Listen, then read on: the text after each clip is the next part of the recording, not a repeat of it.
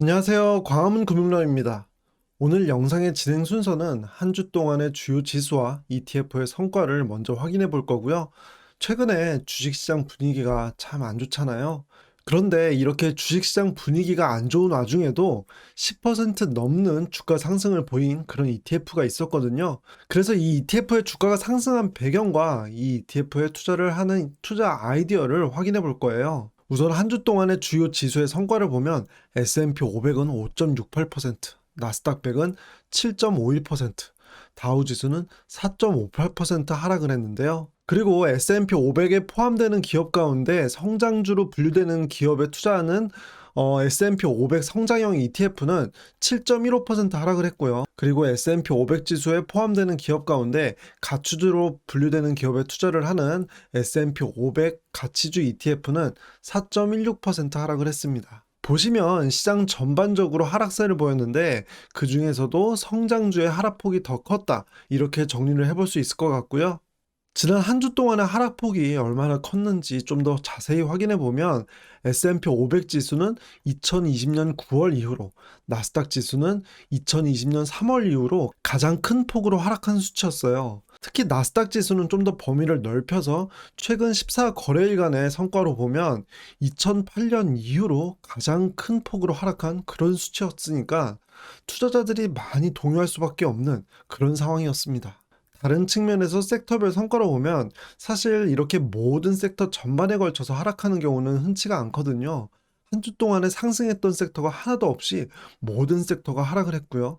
그나마 유틸리티 섹터는 워낙 주가 변동이 적은 그런 섹터라서 0.81% 하락에 그쳤지만 순환 소비재나 정보기술 섹터는 각각 8.19% 그리고 6.9% 하락하면서 특히 많이 하락을 했어요. 우리가 앞에서 성장주 위주로 주가가 많이 하락했던 것을 확인할 수 있는데요. 정보기술과 순환소비재 섹터가 다른 섹터에 비해서 성장주 투자 비중이 높은 그런 섹터이기 때문에 상대적으로 더 많은 영향을 받았다. 이렇게 정리를 해볼 수 있고요. 지난 금요일 하루 만에 넷플릭스는 21.8%로 폭락을 했고요. 디즈니는 6.9%로 하락하면서 52주 신저가를 기록했어요. 그 외에 아마존이나 테슬라, 메타 같은 빅테크 기업들의 주가도 엄청 많이 빠졌고요. 이렇게 주가가 많이 빠지는 배경을 확인해 보면 지금 투자자들이 가장 우려하는 부분은 크게 두 가지로 생각해 볼 수 있어요. 왼쪽에 여기 표를 보시면 투자자들이 우려하는 시장 위험을 조사한 내용에 가장 높은 비중이 인플레이션이었고요. 두 번째는 금리 인상이었는데요. 사실 인플레이션 때문에 금리 인상을 하는 거라서 이 두 항목에 대한 응답은 사실상 금리 인상 하나로 이렇게 볼 수 있을 것 같고요.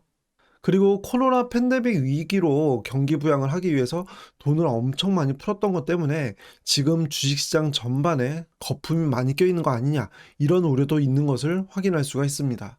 앞에서 우리가 성장주 위주로 주가가 많이 하락한 것을 확인할 수 있었는데요.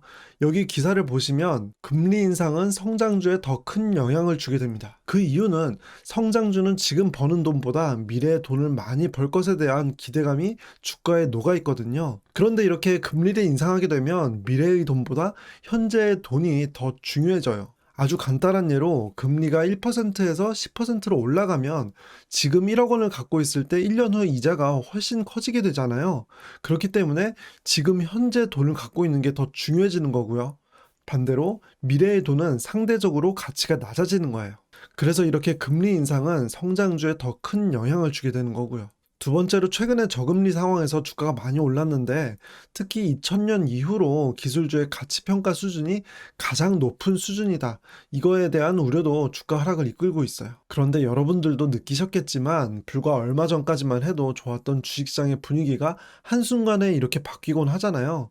그런데 사실 S&P 500이나 나스닥 100은 결국엔 우상향하는 그런 주식이기 때문에 이런 관점에서 꾸준히 더 모아가셔야 앞으로 더 높은 수익을 얻으실 수 있는 거고요. 그렇기 때문에 항상 무리한 투자를 하기보다는 일정 수준의 현금을 꼭 보유해야지 마음이 편한 투자를 하실 수 있다고 제가 여러 차례 강조해서 말씀드렸던 거예요. 그리고 만약에 개별주 투자를 하신다면 돈을 막 풀 때는 단순 기대감만으로 주가가 오를 수 있었지만 지금부터는 정말 실적이 중요해지기 때문에 탄탄한 실적이 뒷받침되는 그런 성장주에 투자를 하시길 바라겠고요. 하지만 이렇게 시장 분위기가 안 좋았음에도 불구하고 지난 일주일 동안에 주가가 10% 가까이 올랐던 그런 ETF도 있었어요. 지금 보시는 표가 지난 일주일 동안에 국내 상장 ETF의 수익률 상위 10개를 추려본 건데요.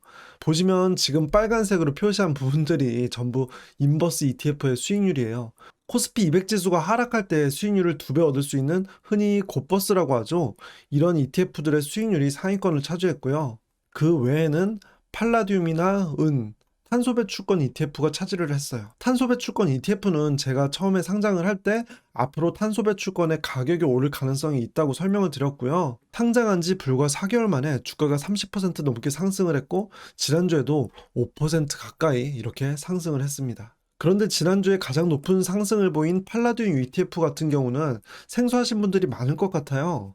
팔라듐 ETF는 팔라듐이라는 원자재의 가격에 따라서 성과가 달라지고요. 국내 주식시장에서는 KB스타 팔라듐 선물 ETF, 해외 직투 ETF로는 PALL, 팔라듐의 8이겠죠. 이렇게 상장이 되어 있습니다. 팔라듐 ETF가 최근에 주가가 거의 반토막이 되었다가 다시 주가 흐름이 좋은 흐름으로 가고 있어서 눈여겨볼 만한 그런 ETF라고 생각하는데요.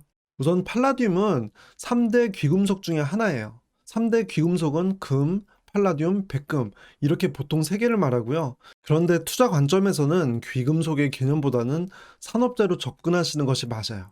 이 팔라듐은 자동차 배기가스를 정화해주는 그런 촉매의 원료로 많이 쓰이는데요. 최근에 친환경 개념이 중요해지면서 배기가스 배출량에 대한 관심이 높아지고요. 그러다 보니 팔라듐이 많이 필요해질 것이라는 기대감 때문에 주가가 많이 상승하기도 했었는데요.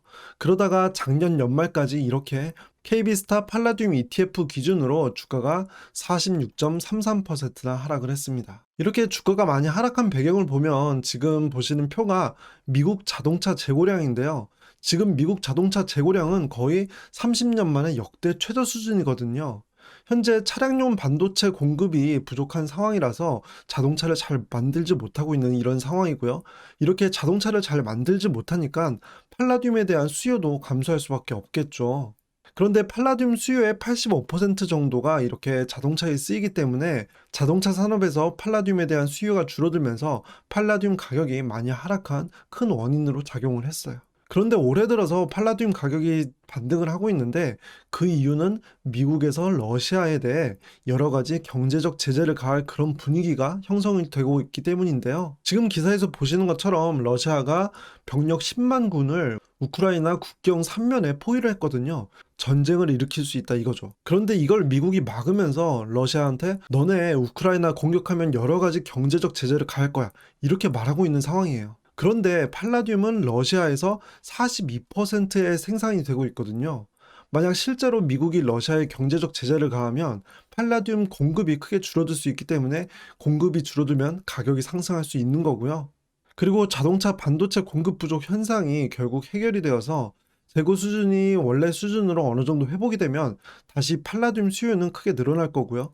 그렇게 되면 이렇게 반토막이나 난 팔라듐 가격이 지나치게 많이 하락했다. 이렇게 보는 측면이 있었던 거죠. 하지만 투자 시에 한 가지 더 생각할 부분이 있는데요.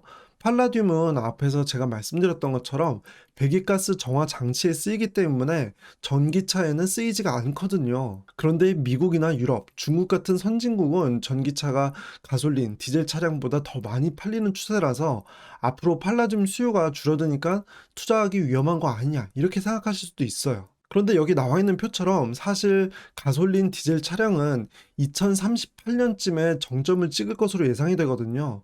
선진국은 2020년부터 가솔린이나 디젤 차량이 줄어들고 전기차가 이렇게 늘어나고 있는 상황이지만 그 외의 국가들은 당분간 가솔린이나 디젤 차량을 더 많이 탄다는 거죠.